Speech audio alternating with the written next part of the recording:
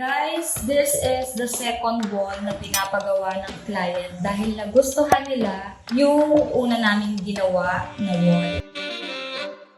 Hello mga ka-artist! This is Hana, your mural artist. At ngayon, samahan niyo akong kumuha ng isang mural painting. Medyo umuulan dito, pero dito sa area namin may bubong naman. Kaya, ayan, mag-sketch muna ako dyan para makapag-flat sila. Ano ba yung gulo ng buhok?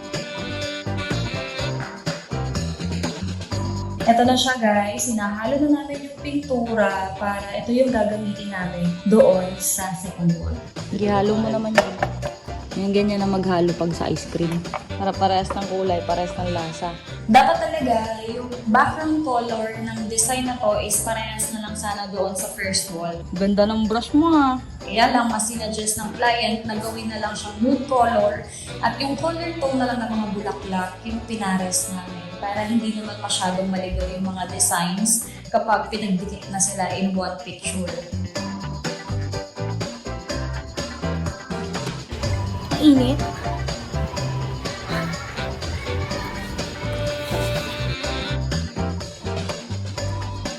Almost pangalawang araw na namin dito sa pangalawang wall.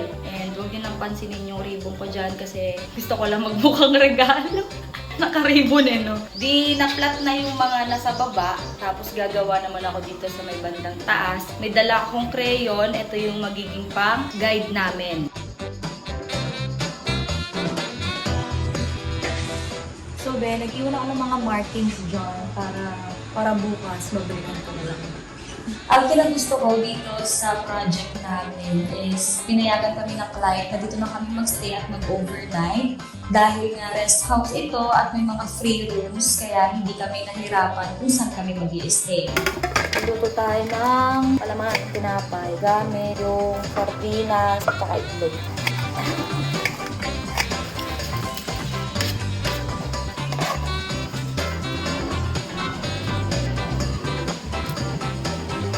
Ayan, nagawa ko na to, pero hindi na ako masyadong nag-base dun sa shadings ng nasa reference. Medyo komplikado, madilim.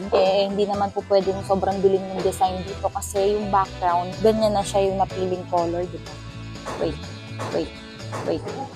Kunyari, lapit ko yung camera para mas makita nyo kung paano ko ginagawa. So, ito na yung first layer. Then, may susunod na layer and may susunod pang layer.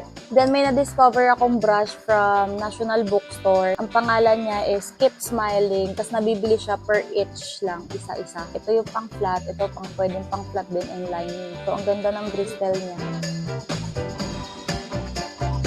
Nilalagyan na ako ni Tonyo ng karton sa likod kasi nakatutok yung araw.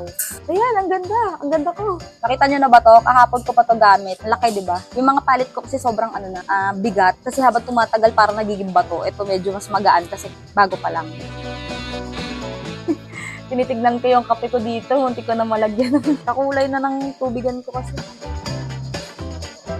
Medyo natatagalan lang talaga kami sa project dahil nga paulan-ulan at umaanggi talaga yung mga tubig doon sa pader. Kaya hindi kami po pwedeng gumawa ng umuulan kasi huhulas yung mga paints at mas magkakaroon pa kami ng malaking problema kasi magdodoble-doble yung trabaho namin pag nabasa ng ulan yung aming ginagawa. So yan, medyo nawala na rin yung ulan. Kanina kasi umuulan. Ayan yung langit ngayon. Evacuate na tayo sa taas. Kasi dito, yun na lang naman yung kulay pink. Kaya hindi ko kagad ginawa kasi tutungtong pa ako dun. Medyo alanganin yung pwesto ko. Kailangan ko ng malalang energy. Ayan, inaabot na nila yung aking mga gamit doon sa taas. Kasi kapag ginawa ko yung pink na yun, tutungtong ako dun. Yan yung nakikita mo yung bakal na yan. Diyan ako tatapak. Kaya medyo nag-iisip pa ako. So guys, nandito na ako sa third floor and ito na yung nagawa namin. Maganda naman pala sa malayo.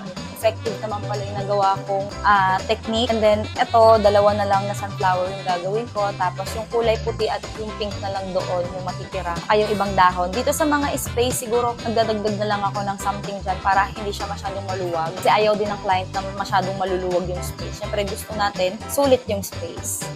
Everyday talaga is wala kang ibang ginawa kundi tapusin lang itong project. Tapos pag umuulan, manonood muna kami ng movie, and then pahinga saglit, gano'n. And then babalik ulit kami sa trabaho. Siguro sa isang araw, mga 6 hours to 12 hours yung nakukuha namin time sa paggawa dito. Pag umuulan naman, mas maikli lang yung oras. And then kapag maaraw, mas mahaba yung oras na nagagawa namin.